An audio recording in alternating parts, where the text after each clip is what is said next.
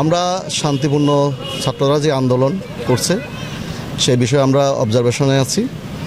ওনারা শান্তিপূর্ণ আন্দোলন করলে বা কোনোভাবেই জানমালের ক্ষতি না করলে, সরকারি সম্পত্তি অফিসে হামলা না করলে, আমরা যেভাবে ওনারা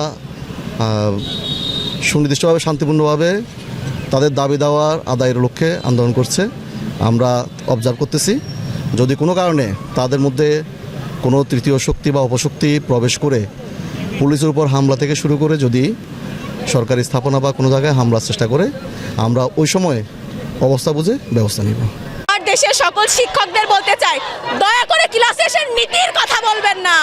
নীতির কথা বলে জাতির মেরুদণ্ডকে নষ্ট করবেন না। আপনারা আমাদের শিক্ষক, জাতির মেরুদণ্ড। এতদিন শুনেছি শিক্ষা জাতির মেরুদণ্ড, এখন শুনি শিক্ষা জাতির মৃত্যুদণ্ড। ক্লাস শেষে নীতির কথা বলার আগে নিজের বিবেক, নিজের নীতিকে ঠিক করেন, পরে শিক্ষার্থীকে ঠিক করবেন।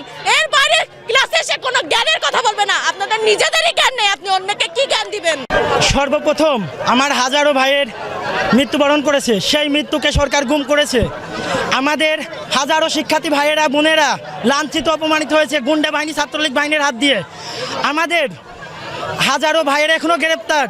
আজ থেকে যতদিন আন্দোলন চলছে সরকার কখনো ছাত্রদের পক্ষে কোনো বিবৃতি দেয়নি। সে বিটিভি, গণভবন, মেট্রো রেল ভাঙা নিয়ে মায়া কান্না করেছে। এই মায়া কান্না এই বাংলার ছাত্র সমাজ কখনো মেনে নেবে না।